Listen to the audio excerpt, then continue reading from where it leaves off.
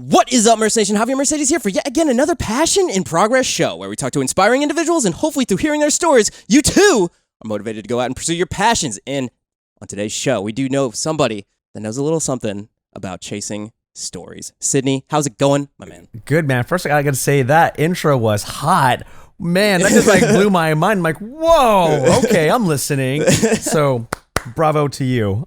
First question, man. Stories, gear, I know you do both on your channel. How do you bridge the gap between both and tell your stories with the gear? I mean, they're all along the same thing. I mean, you can talk about gear all day, and I'm very passionate about gear, as well as a lot of people are very passionate about gear, but it's about how to use that gear to tell the story is what really matters, and that's where I'm really passionate about. And so, instead of like focusing so much on what the Sony A7 III can't do and the everything wrong about this camera, whatever. It's like, well, let's talk about what it can do, and here's what you can do with this camera. It can only shoot in like 120, okay, or for slow motion. Awesome, let's tell a story with that. It can only shoot 8-bit, doesn't do 10-bit. That's okay. Let's just film the colors right in camera, and that way we don't have to focus so much time on color correcting or color grading in post. But I'm gonna get a story done quicker because of the limitations of the camera. I'm gonna use that to my advantage so that I can get my stories told. And so for me, there's that, but then I really focus on the stories. And so, say for example, like you could, I wanna make a banger B-roll sequence. It's gonna be really cool. Okay. Well, how? You know what I mean? Like, how can you tell a story from one shot to the next? Like, what's your pacing going to be like? Are you going to do fast cuts? Are you going to match the beat of the music? Or can you tell a story between, scene 1 and scene 2? Like, what happens if you show a scene, fade out, then fade in again? There's another scene that happened. Like, what happened in between? Like, what kind of skills do you have to tell that story that's not even spoken on screen? You know what I mean? And so for me, I love focusing on that craft, the craft of storytelling.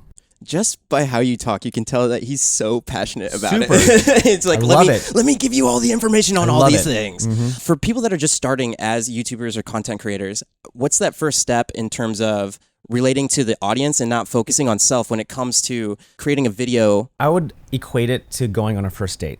I love this. And you're on this first date, and this is like before the Tinder days, but like you wanna you don't know who this person is. You kind of met them and asked them out, whatever. But you're at dinner and you're just telling them what you love and what you're passionate about and your hobbies, and then you're listening to how that person, the audience, reacts to that and see if there's a common ground. And if there's a common ground, boom, that's the content they should make. That's the relationship. And so for me, it's very, very similar to going on a first date. I love that. I'm totally gonna, like, if somebody asks me how to make a YouTube video, I'm gonna be like, well, before Tinder, here's the days of dating. What's a piece of content that you've made recently that really resonated with both yourself and the audience? And maybe it was something that you made for yourself, but then when you released it, other people could relate to it. Authenticity. Absolutely. It was a couple videos ago, and I basically gave away one of my cameras. Yeah, I saw it. And so it didn't get many views, and that was okay. That wasn't the whole point. The whole point was giving back to my audience that have supported me from the very beginning.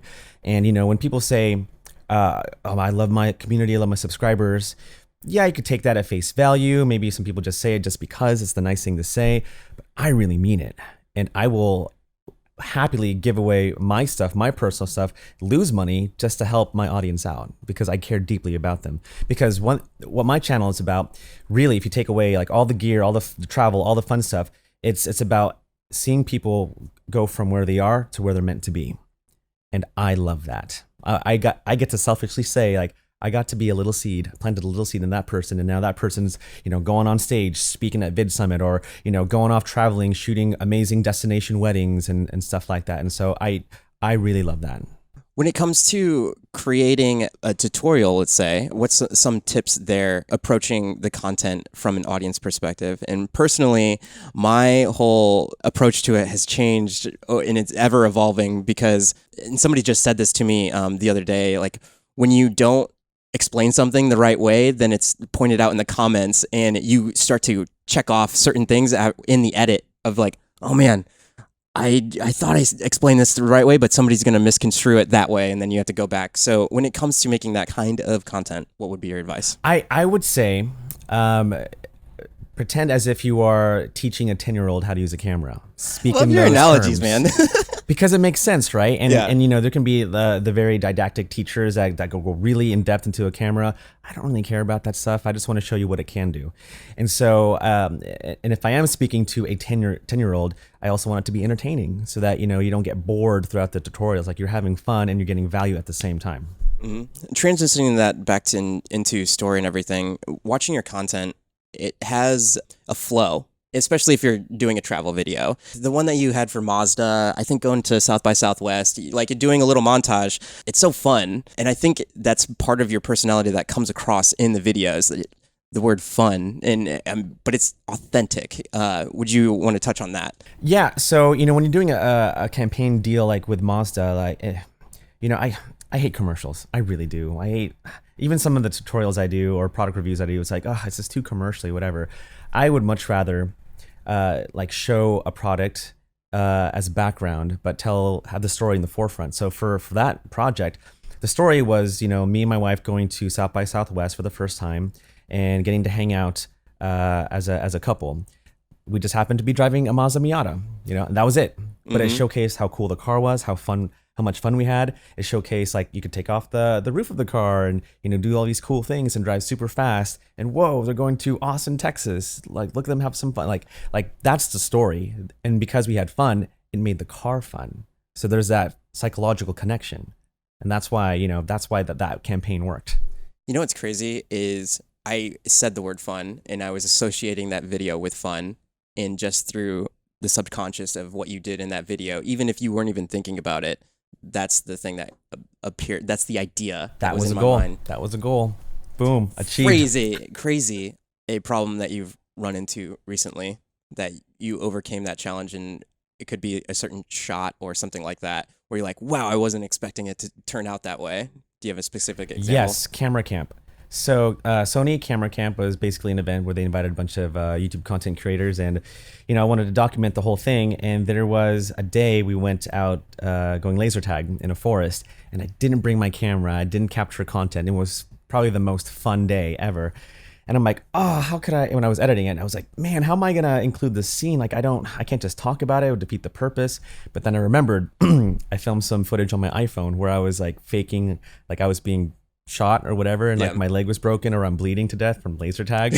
And so the screen went blank. I put up some text, whatever. Then I showed the iPhone footage, crappy iPhone footage, vertical video, and it worked out. People said that they loved the pacing. They thought it was hilarious, and it just kept the flow moving in the video. As an editor, there's so many things that you can do with the story and so many ways that you can take it. What would you think, high level, when you approach creating an edit, when it comes to documenting a journey, when you come to creating something, not with a certain idea in mind, but when, like with Camera Camp, you go there with maybe a certain expectation, but what goes through your head when you're capturing the moment? And then when you get into edit, did you already have something that in mind that you wanted to create? Because I know you made 2 videos on it, didn't you? I did, and the videos that came out weren't the original ideas. I had like 3 video ideas in mind, but when you go to events like that, like you always have an idea of what you want to make, but it never turns out the way you want it. Like you end up like not filming anything because you're enjoying the moment and stuff like that. So for me, I believe that true filmmaking is all about the editing. Like the story crafting is in the edit. Like when you're filming and capturing like the B-roll, the audio, that's just the color palette that you're formulating. Like you're collecting the paintbrush, all the tools you need. And when you come to editing, you can paint whatever story you want. And for me, like that's where the true art of filmmaking is, in the edit. So you don't just find the story. Well, I guess when you do something like Camera Camp or go to the Arctic with Mazda, you have to trust in yourself that you're going to capture the story. And then when you edit, hopefully you'll feel that same way, or maybe even find a better story to edit. And so it's craft. It's all about craft. Can you talk to me about Sidney as a brand? Because I look at your YouTube channel. If I write you an email, you still have the same font and the signature down below. You go to your website, you have a certain aesthetic, and it's throughout your thumbnails and all that stuff. Personally, I can really appreciate it, but how long did it take you to get to that point? Not very long, because I'm very OCD like that. Like if I, and also I'm very lazy. So if I'm like, okay, that works. Okay, cool, awesome. I'll stick with that, I guess. Or like, oh, that's a nice font. Yeah, okay, I'll stick with it. And so I like purple, deep purples and blues and blacks. So okay, I was six with that. Yeah, it just So you make the decision and you stick with it. Yeah. Do you think that? I mean, I'm sure at some point when you were creating a thumbnail, if it didn't fit with your aesthetic, were you like, I'm just gonna go with the thing that I think that this should be, or were you trying to fit within your brand? Yeah, and thumbnails are funny because I'm still trying to learn how to really play that game. But no, I don't really try to keep to a color scheme when it comes to my thumbnails. I just try to pick the most marketable image that I can that will get the clicks. I'm really curious about this because with your gear reviews, do you find it better to have an image of the gear or your face in it? It used to be about the gear, but now I have to include my face because when I include my face, I get a lot more clicks.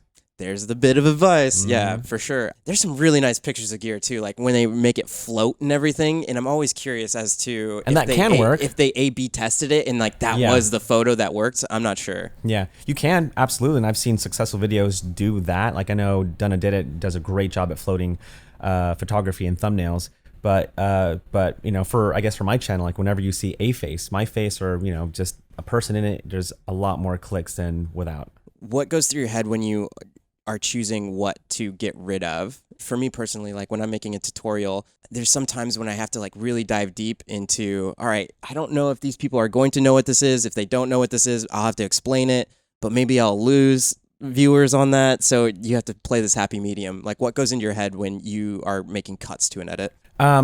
It depends. For me, number one is pacing.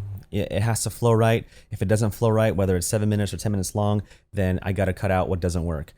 Even if it's my favorite scene. In the film industry, we call that blood in the cutting room floor, because sometimes you have to cut out your favorite scenes if it doesn't fit the flow of the overall piece. Yeah. And so sometimes I have to cut out my favorite pieces just for the sake of the pacing, because pacing is what keeps the audience attention, which is what you want on YouTube. You want that watch time. And so like I never want a dull moment to happen on any one of my videos, which is why pacing is so important. So pacing, story, any other big thing when it comes to the editing floor? Pacing, story, and music. Like hitting those music I'm really cues. glad you put. So what I do, actually, this is a pretty good tip. So whatever music you lay underneath your video, whether you're doing a talking head or a review, if you cut down on a certain frequency, if you match the frequency of a human voice, you bring it down, then it makes your voice stand out a little bit more, because the frequencies aren't fighting against each other. Mm-hmm. So say for example at 1K, if you lower that down like about maybe 6-7 dBs, that will subtly improve the quality of your voice, because you can hear the person talking more and less of the music. So instead of lowering the volume of the music track down, lower it down, but also lower that frequency down by 6 dB, and you'll get for a much cleaner and clearer voice audio. Yeah. Do you select your music before you make the edit? Always. Okay. Everything is based on the music. Can you make an argument as to why to do that? Because for me, it inspires ideas. And so if I click on a track or just listen to it when I'm driving, and I hear a song and I'm like, okay, I can make a video on this. I can see that. And so it helps me visualize. And when I visualize something, I execute a lot better and faster, versus filming something with a blank canvas, which can be fun, and then trying to find music for like hours and hours afterwards. Like I hate so much. Like I can't force something I'm trying to make people feel. Like if I feel something in a song, I can make it 10x better by adding visuals to it. Do you find yourself listening to royalty-free tracks in your free time just to get a head start Sometimes. On stuff? I know MusicBed has a playlist on Spotify, which is helpful. I did not know that. I'm going to go hit They that have up an awesome immediately. playlist you can just listen to. Sometimes like when I color correct, I just play like, I don't know, staff selects off Epidemic or whatever it is. Yeah. And if something like catches my attention and I stop color correcting, like, what's that song? Okay, I'm gonna add it to the vlog playlist because that can go in a really good vlog. I love that do you have like a tutorial playlist, like talking head playlist? I got a tutorial playlist, I got a vlog playlist, I got a fun dancing playlist. Yeah, I think one of my hardest ones to always find is talking head. Like when you're doing a tutorial or something like that, you need something that doesn't clash. Yeah, something lo-fi. Yep. Lo-fi. It's such a hip hop term right now in the search algorithm. Yeah, I think music, pacing, and story. 3 little tips there for all the editing things. When it comes to the formula of a story, we could go real cliche with arc and all that stuff. What does it mean to you? And how would you explain story in terms of what you do on your channel? I would say Cody Warner says it the best. Like once you hook them and give them the payoff, like that satisfaction at the end is what I want to leave the audience. And that's what you get with any great movie. You know, you get hooked in and you see that ending, whether it's a cliffhanger or a good ending or whatever. Like if you have that satisfaction, that payoff, like, oh man, it's like eating chocolate. That makes the audience wanting more. Yeah. So that's what I try to achieve. Would you say that a lot of the success on your channel stems from the effort that you put into story on your videos? Is it that you have great searchable content with the gear that you're reviewing? What's the secret sauce? I think it's a bit of both, being both smart as a marketer and also too caring about stories. Like people know me for stories, which is good. People keep telling me, man, like the storytelling in this video is amazing. That's because I care about it and it's easy for me. And so it's caring about the craft, but also being a marketer. Because as a YouTuber, you're not just a content creator. You are a marketer. You are a copywriter. You are a sales person.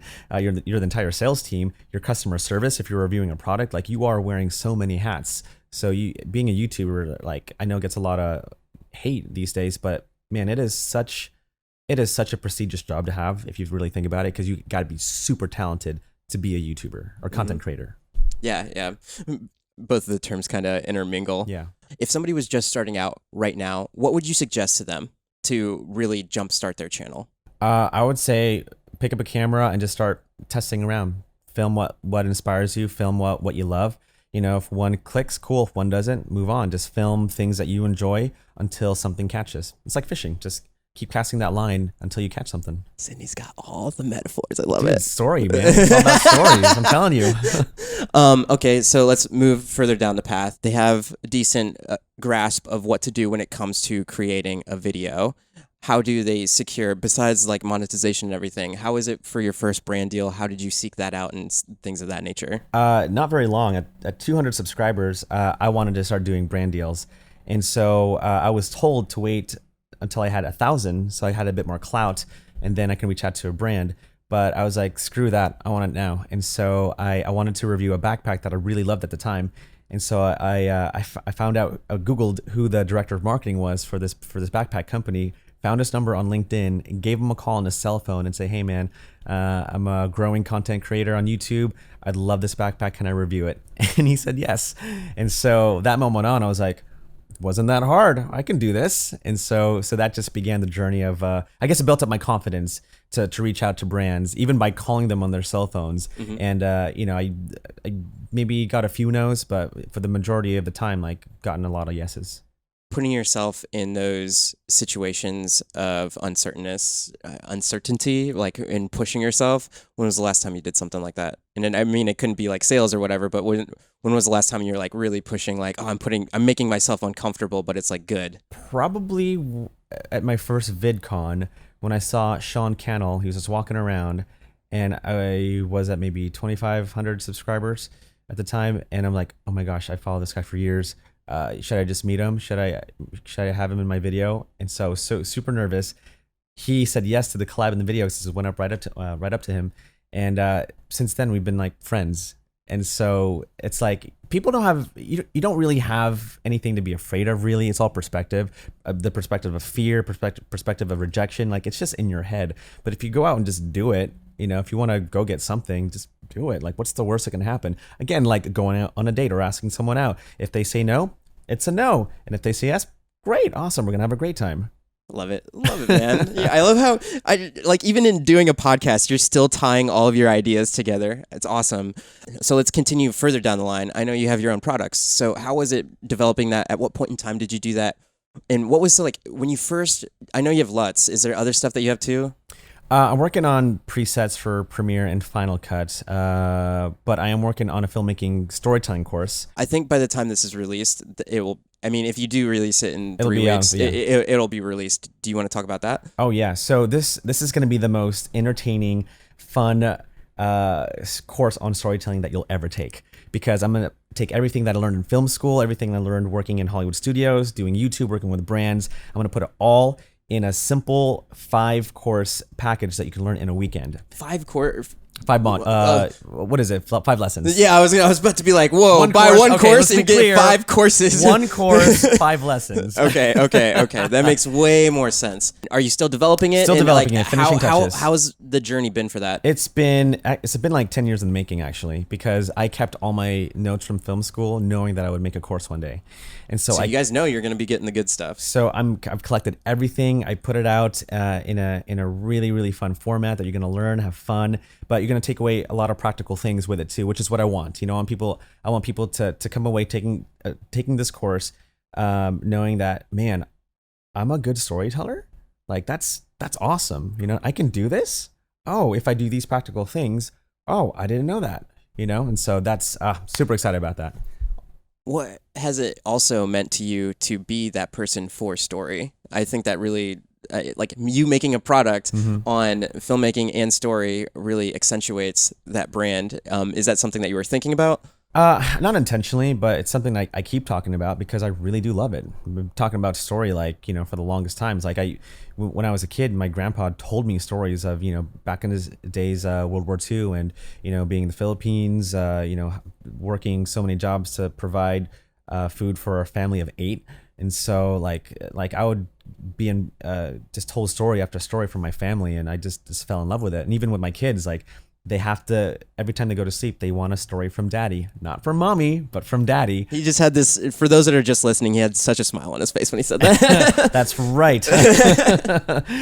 And so stories like just run deep in my family. And even now in my kids, it's really cool that they just, can I hear a story, daddy? Any story? Can I have a story about this? I'm like, yeah, you got it. I'd make up a story on the spot, but it's so fun. And I love painting that visualization, like, for people. Yeah. When you do create your videos, do you have bullet points? Do you have a script for those ones that are kind of like that way? Talking points. So 3 to 5 talking points, and I just go off that. How long did it take you to get to that point? Probably 15 videos in. I did start scripting it when I first started, and I was like, I'm taking way too long scripting this thing. So I'm like, here are the main talking points, and I'm just going to talk about it. And have you always been comfortable public speaking and all that stuff? And so because it becomes natural. I'm Filipino, man. Come on. Of course I'm comfortable in front of the camera and on stage. Yeah. Well, I can tell from like just how you interact with the camera. But I like to ask that question because a lot of people don't understand where, like, maybe like we were just listening to Peter McKinnon do his speech. Like, you don't know where he came from and how much effort that he's put into filmmaking before he even started YouTube. So I'm always curious to see where you were at before you picked up the craft of viewing the tubes. Let's see. I was freelancing, doing a lot of weddings, and I just didn't want to do that anymore. And so I wanted to make stuff for me, and I saw that it was financially feasible on when YouTube came on. And so that's what I wanted to do. I wanted to make content for me. And I guess it was just a frustration and being disappointed from like film school and trying to climb up that Hollywood ladder. But when YouTube came along, a distribution platform that was free for everybody, like that's what I wanted. I just wanted to create. Mm-hmm. Best investment that you've had in the last year? Best investment. Oh my gosh. I got to say my phone, because I've made so many connections with people on my phone. Like, made a bunch of friendships on YouTube, through YouTube now. Like, they're like my best friends, and then we connect whenever we go to events like Vid Summit, VidCon, NAB. Like, that's our time to hang out.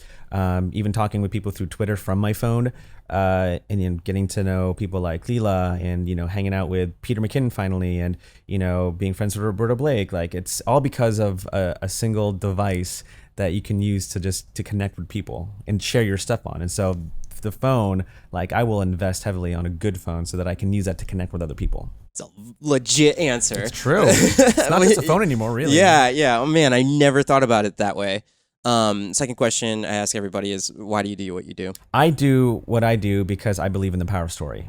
And I selfishly want to tell every story in the world. I know I can't. So the next best thing I can do is to help other people tell their stories so that they can go out there and tell far greater and better stories than I ever will. Man, I can really appreciate how fast you can answer these questions. You don't have to think about it. No, but there's power to that in the fact that when it comes to content creation, if you know what you're all about and where you want to go and who you are as a person, when it comes to making the decisions, even as far down as minuscule as a certain edit, you need to take out a certain part, Does it agree with my values or not? And it could be like, well, do I need to cut out this air or not? I mean, that's really like nano, but just the way that you are able to just like, this is my opinion on this, and I can just say it because I think attributes itself to how successful you are right now Thank you. on the platform.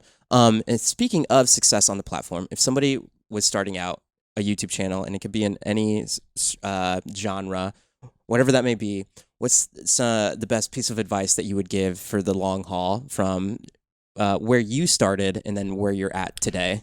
Learn how to get up. Like, you're going to get knocked down, punched in the face, and bloodied up. And that will happen to everybody. You're going to get negative comments. You're going to get low views. And when that happens, and when it does, dust yourself up and pick yourself up and try again. Like I said, he knows the answers. He knows the power to the secret. Where can people find you? You can find me on YouTube, Instagram, Twitter, and now TikTok. Just type in Sidney Diongzon. I'm sure you'll put it in the show notes. I have a weird name, but I'm sure you'll find me somewhere there. Yeah, for sure, for sure. Thank you so much for your time, man. Anytime, man. And until next time, if you guys wanted to share this out, you could just maybe write down the URL of this podcast on a piece of paper and mail it to your best friend. And until somebody does that, I'm going to keep saying that at the end of this podcast. But if you don't, you could just share it on Instagram. Tag me at Javier Mercedes X. And until next episode, go ahead, go out there and live a life of abundance.